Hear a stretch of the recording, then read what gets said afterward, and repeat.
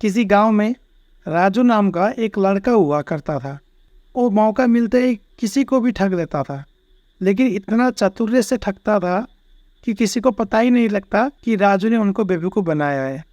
वैसे तो राजू गांव के पास वाले नदी में नाव चलाया करता था, लेकिन मौका मिलते ही वो दूर दूर तक जाके मछली पकड़ने के काम भी करता था। एक दिन की बात है, मछली पकड़ते पकड़ते राजू बहुत दूर दूसरे गांव चला गया।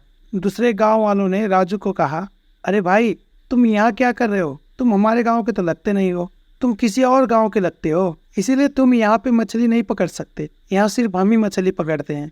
राजू ने कहा, नहीं नहीं भाई, मैं यहाँ आप लोगों के इलाके की मछली पकड़ने नहीं आया हूँ। मैं तो अभी मछली पकड़ ही रहा था, कुछ मछली मेरे हाथ से गिर गए और ऊपर मेरे गांव से नदी होते हुए यहाँ आए। मैं उन्हीं मछली को ढूंढते ढूंढते यहाँ तक पहुँचा हूँ। इतने में ही राजू ने नदी से एक बड़ा मछली पकड़ता है और बोलता है, हाँ ये मिल गई, इसे तो मैं अच्छे से पहचानता हूँ, ये मछली मेरे हाथ से ही फिसल गई थी। फिर राजू ने एक और मछली पकड़ता है, वो मछली छोटा था, इसको तो मैं नहीं पहचानता, ये मेरे हाथ से गिरा भी नहीं है, शायद ये आप लोगों के गांव का होगा।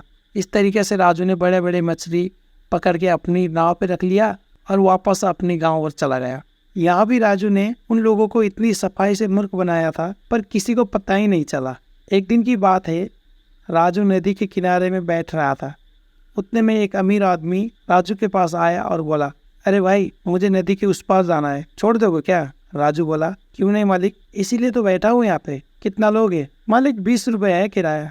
फिर वो व्यक्ति बोला, 15 में नहीं छोड़ दोगे? 15 में तो नहीं हो पाएगा मालिक। अरे ले चलो 15 में, चलो आपको 15 का भी सफर करवा देता हूँ। ऐसे बोल के राजू उस आदमी को अपनी नाव पे बैठा के चलने लगता है।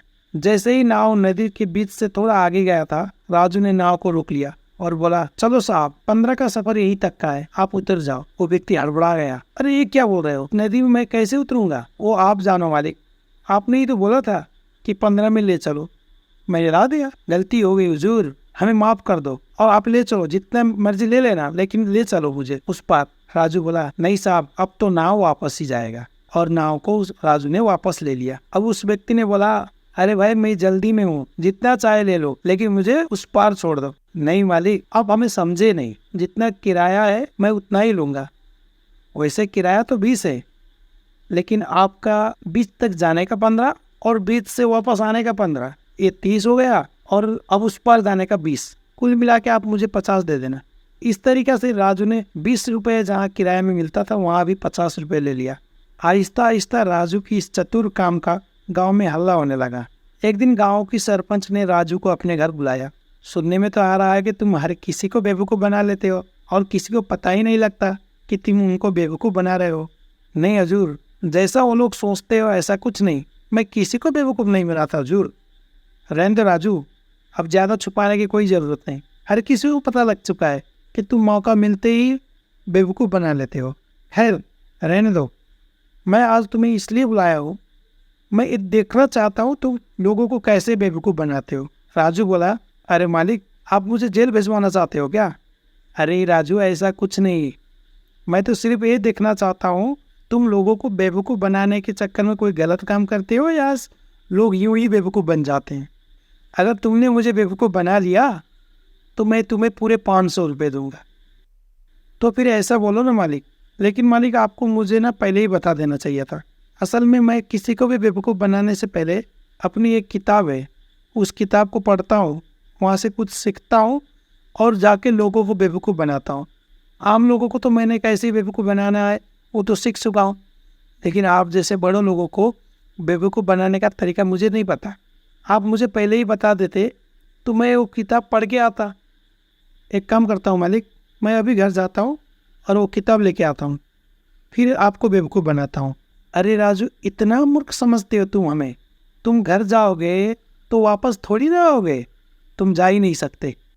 तो फिर हो गई मालिक, अब कैसे बनाऊँगा आपको बेवकूफ़? आप तो जा ही नहीं दे रहे हो। अरे भाई, मैंने ये बोला हूँ कि तुम जा नहीं सकते, लेकिन तुम्हारा किताब कहाँ है वो बता दो। मालिक, कोई बड़ा घर थोड़ी है मेरा, छोटा सा झोपड़ी है, कहीं पड़ा होगा, बिस्तर के नीचे हो।